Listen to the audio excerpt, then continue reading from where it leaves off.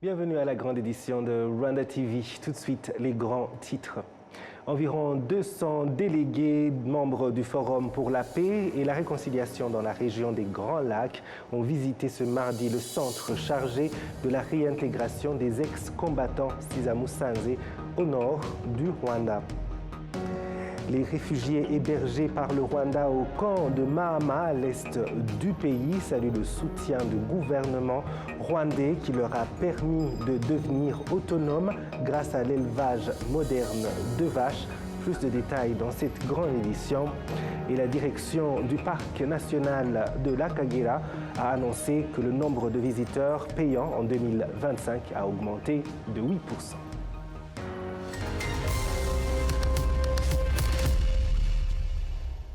Encore une fois, bienvenue chers téléspectateurs de la télévision rwandaise. Je suis David Carmel Ingabire.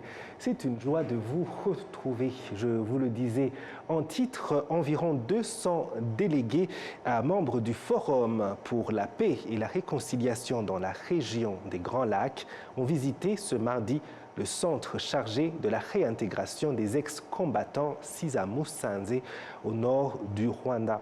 Ces délégués majoritairement issus de confessions religieuses viennent du Rwanda et de la République démocratique du Congo.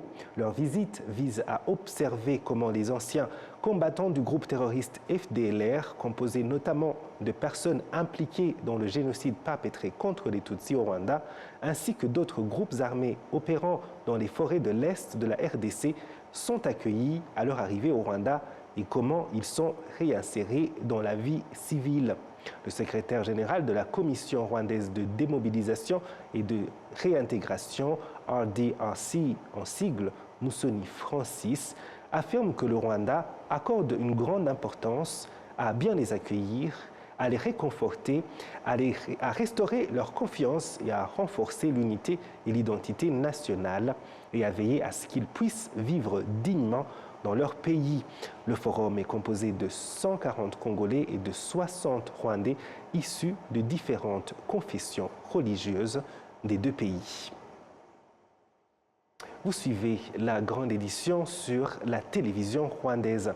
Les réfugiés hébergés par le Rwanda au camp de Mahama à l'est du pays saluent le soutien du gouvernement rwandais qui leur a permis de devenir autonomes grâce à l'élevage moderne de vaches, contribuant ainsi à lutter contre la malnutrition et le retard de croissance chez les enfants. Une coopérative exemplaire composée de 158 membres élève 505 vaches produisant 250 litres de lait par jour. Ils pratiquent l'élevage dans le camp de Mahama, situé dans le district de Kiléré.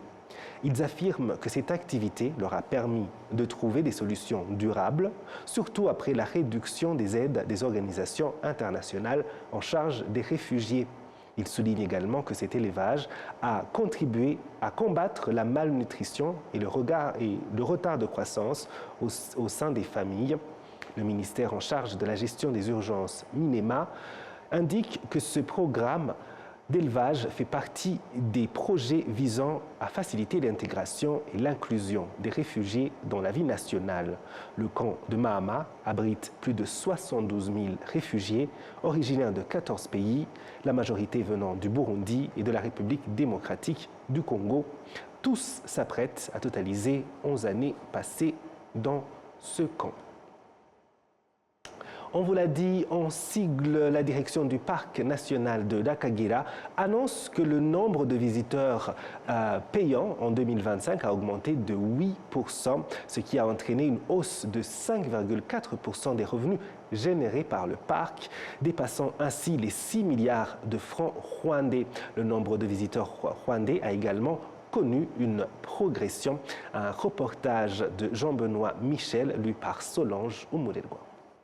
Parmi les visiteurs du parc national de la Kagera en 2025, 47% étaient des Rwandais résidant au Rwanda, 47% des touristes étrangers venus visiter le pays et 6% des étrangers vivant au Rwanda. En 2025, les visiteurs payants ont permis au parc de la Kagera de générer plus de 5 millions de dollars américains, lui assurant ainsi l'autonomie financière pour couvrir son budget de fonctionnement quotidien, notamment la conservation de la biodiversité et des projets projets de développement en faveur des communautés riveraines.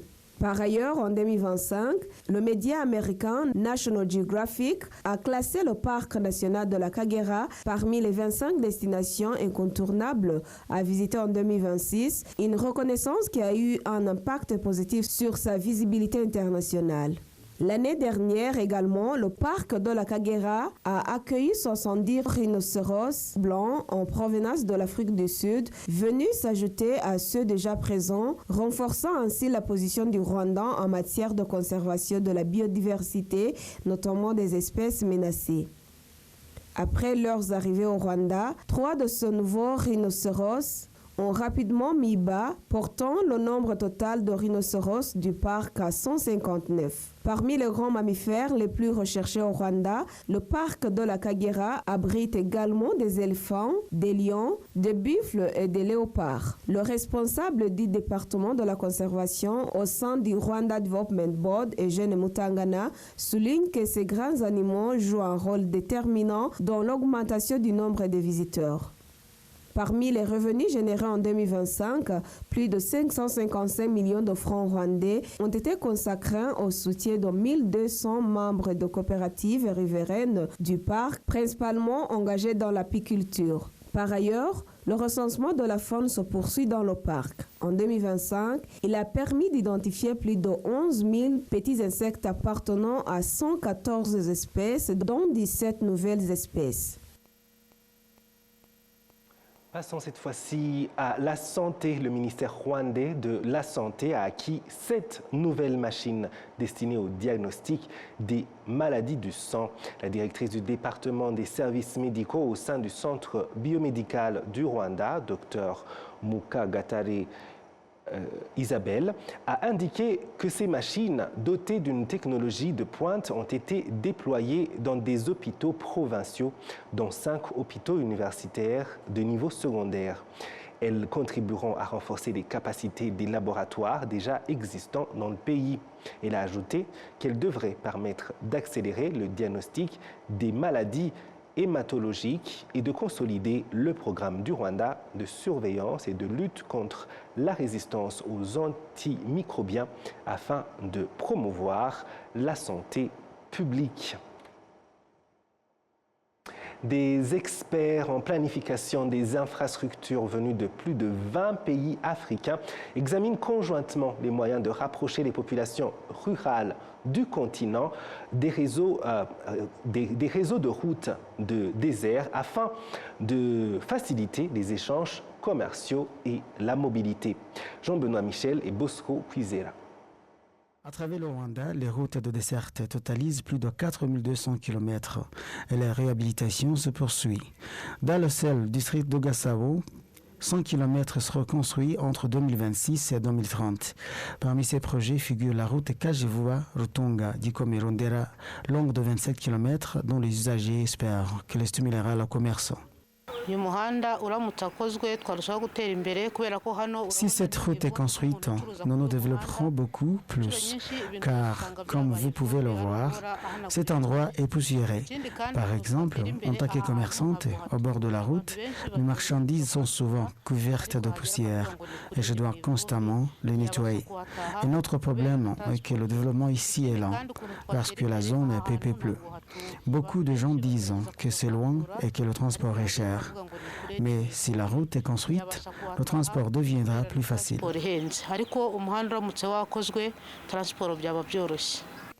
Les habitants du secteur Narabana, dans le district de Rulindo et de Mutete, dans le district de Gichumbi, ont également été soulagés de leur isolement grâce à un pont suspendu piétonnier de 110 mètres, construit pour un coût de 134 510 000 francs rwandais. L'organisation Bridge to Prosperity indique que depuis 2012, elle a construit 277 ponts similaires à travers le pays. Nous faisons du commerce entre nous. D'ici, nous allons vendre au marché appelé Gaseki, tandis que c'est de l'autre côté, vendre au marché de Kianza. Même les enfants de l'autre côté étudient maintenant ici à Kianza sans aucun problème. Des experts en planification routière issus de plus de 20 pays africains sont réunis à Kigali pour 3 jours en fait d'examiner ensemble comment rapprocher les populations rurales des réseaux de routes et de dessertes, dans le but de réduire l'isolement et de promouvoir le commerce. Entre 2013 et 2025, le World Bank au Rwanda a lancé un projet d'un montant de 160 millions de dollars américains pour construire 720 km de routes de desserte dans 10 districts. Rwanda offers an important setting for this discussion. Le Rwanda offre un cadre important pour ces discussions, avec une forte proportion de sa population vivant en milieu rural, en réseau routier dense mais limité. Le pays a mis un accent particulier sur la planification stratégique, la priorisation et de la maintenance dans le secteur de transport. Le Rwanda a enregistré des avancées remarquables en matière de connectivité rurale, intégrée au développement national et l'aménagement du territoire, reliant les routes rurales à l'agriculture, au marché et aux services, tout en renforçant les institutions et l'utilisation des données pour gérer efficacement des ressources limitées.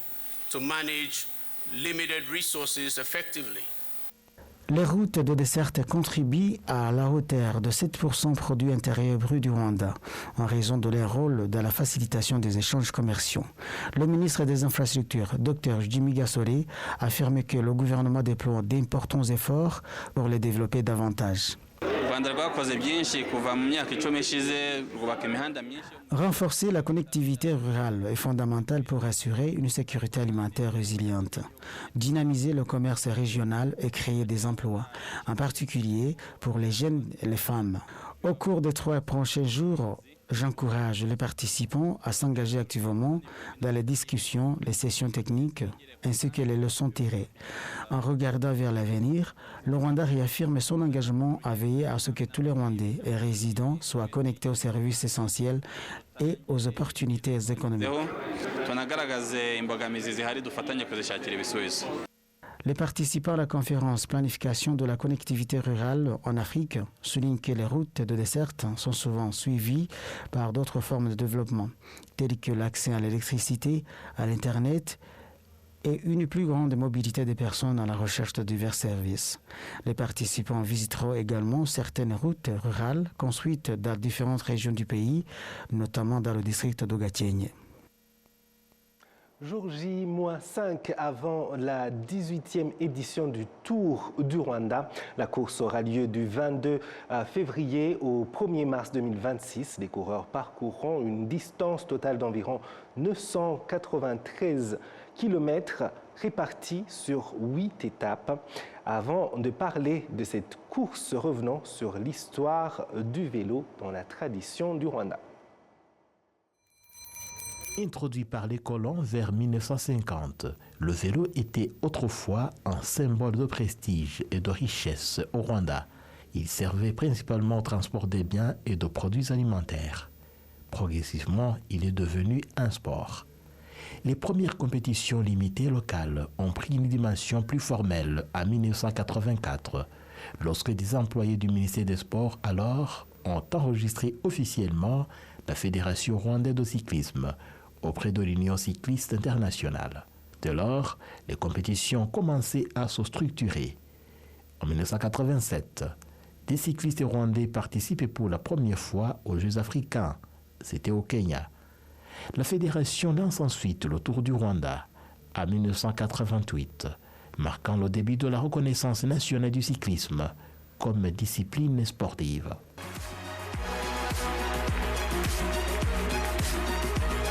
Après le génocide commis contre les Tutsis en 1994, les équipes de cyclisme se sont progressivement reconstituées.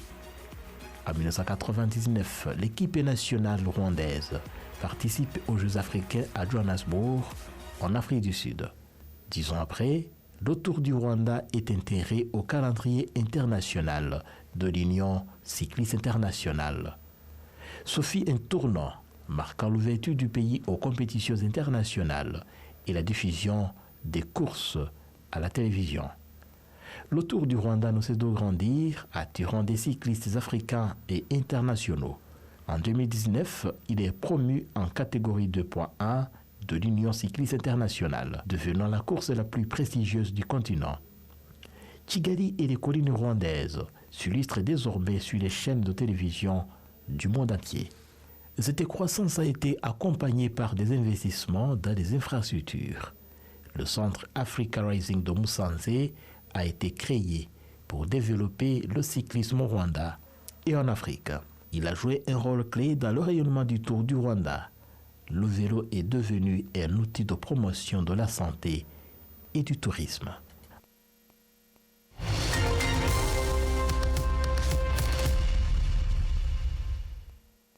Le ministère rwandais de l'Agriculture et des Ressources animales annonce qu'il va renforcer les efforts dans l'élevage de poulets de chair afin que d'ici 2029, plus de 30% de la viande consommée au Rwanda soit constituée de viande de poulet.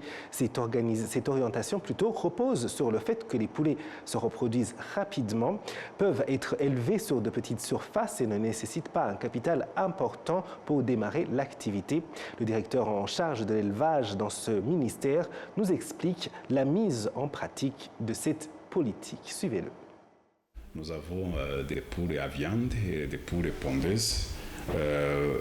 Les deux filières, je peux confirmer qu'on avance bien. Le gouvernement, en partenariat avec le secteur privé, a investi parce qu'on a besoin pour réussir à l'élevage de volailles.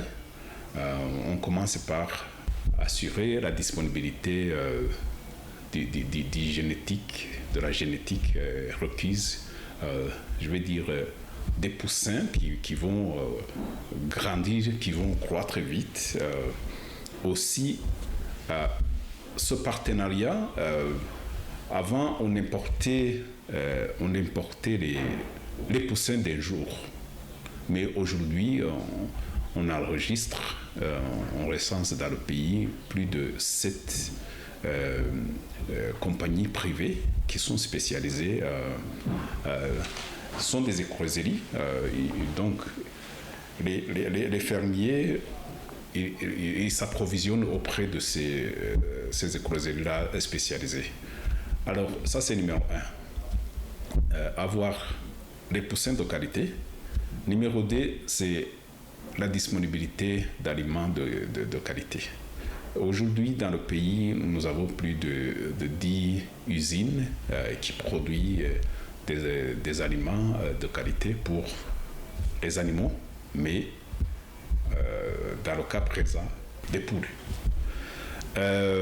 Numéro 3, c'est le renforcement de la capacité des acteurs de la filière. On organise des ateliers de formation des acteurs du domaine. Et aussi, il y a des privés qui sont spécialisés dans les intrants d'élevage, je dirais les vaccins, les produits vétérinaires, les médicaments. Alors tout ça, c'est disponible au pays. C'est ce qu'on a besoin pour réussir l'élevage des volailles. Alors, les éleveurs augmentent la production, augmentent l'investissement dans le domaine. Ils ont besoin d'être assurés que l'investissement est garanti. Alors, il y a aussi, le gouvernement a donné accès à l'assurance dont le gouvernement donne le subside de 40% du coût de l'assurance. Alors, les fermiers professionnels, ils sont mobilisés, ils sont sensibilisés à prendre cette assurance. La stratégie nationale, c'est d'avoir les protéines d'origine animale à prix abordable à tous les consommateurs. Alors, le poulet doit contribuer à plus de 30%, suivi du poisson aussi. Le poisson, c'est une filière-là on investit beaucoup en partenariat, bien sûr, avec le secteur privé. Aussi, le poisson doit être à prix abordable. Le poulet, à plus de 30%, le poulet doit être numéro 1 parce qu'au niveau mondial, c'est le poulet et le porc. Ça va de pair. C'est le poulet, le porc et le poisson. Nous, au Rwanda, on a un autre avantage d'avoir aussi les chèvres, mais avec le taux, avec la consommation en termes de brochettes, la population aussi n'augmente pas comme on le veut, mais il y a aussi la viande qui provient de la chèvre, du mouton, mais le mouton n'est pas habitué à tous les consommateurs, mais dans les hôtels là de luxe, vous les trouvez, et aussi le bœuf. Le bœuf, mais je disais qu'on voit la vache, c'est dans la stratégie nationale, c'est d'abord de satisfaire la production laitière. Mais aussi, on a besoin aussi d'avoir la viande donc le bœuf. Mais le temps nécessaire pour produire le bœuf, aussi l'investissement requis, comparé à la production de la poule à viande, c'est pas comparable. Alors c'est pourquoi je disais que même dans les pays développés, on consomme le bœuf après avoir planifié, parce que ce n'est pas abordable, le prix n'est pas abordable. Alors vous pouvez, les gens qui voyagent en Europe ou dans les autres pays développés, 1 kilo de bœuf peut aller à plus de 20 000 francs rwandais. Alors aujourd'hui chez nous on est à environ 7 000, mais ça va continuer à monter. Là, mais ce que je peux vous assurer, c'est que le prix du poulet et des autres types de viande va toujours. Notre souhait, c'est que ça soit abordable à toutes les couches de la société rwandaise. Je disais qu'il y a des compagnies qui sont spécialisées à la génétique et à la production de la souche, de différentes souches des poulets, que ce soit des poulets de ponte, que ce soit des poulets à viande. Mais c'est une recherche qui prend des années et qui demande aussi un investissement en termes de scientifiques de qualité, de laboratoires. Comme le pays se développe, si on trouve un investisseur qui peut être rwandais ou associé à un étranger, qui peut venir investir dans ce domaine, là, on peut diminuer l'importation de ces poulets, de ces poules fertilisées. Mais on a une compagnie privée que le gouvernement a donné le pouvoir national. Il est connu sous le nom de Uzima Chicken, oui. Alors, cette compagnie-là est venue, a investi à produire une souche qui est presque semblable à la souche locale, que vous élevez sans pour autant fournir des aliments issus des usines, mais la souche se déambule et trouve à manger quelque part. Alors, il s'est spécialisé à ça et il est déjà implanté au Rwanda et il n'importe plus les œufs. Alors, ils refont ça localement. Mais les autres, là, cette compagnie, elle fait partie des 7 qui sont certifiés. Mais les autres 6 compagnies, ils importent toujours les œufs fertilisés. Mais le chemin est encore long. Mais au moins, on peut apprécier qu'on trouve au pays les poussins. Au moment où, avant, on importait les poussins d'un jour, alors leur taux de survie, c'était un problème. Mais aujourd'hui, on les trouve au pays. Vous pouvez donner une commande des poussées qui sont un peu avancées, qui peuvent avoir un mois, et le temps d'élevage devient court, même si le coût est aussi considérablement élevé comparé aux poussins d'un jour. Le gouvernement doit s'assurer que la production est continue et qu'elle augmente, parce que la demande aussi augmente. Vous savez, quand le pays se développe, et aussi la population change les habitudes alimentaires. Si on avait l'habitude de manger la viande une fois la semaine, on peut la prendre 3 fois la semaine. Et puis, dans certains pays comme la Chine, c'est à chaque repas, vous avez la viande. Et voilà, c'est tout pour cette grande édition. Merci de nous avoir suivis. Je remercie toute l'équipe qui m'a aidé à la préparer.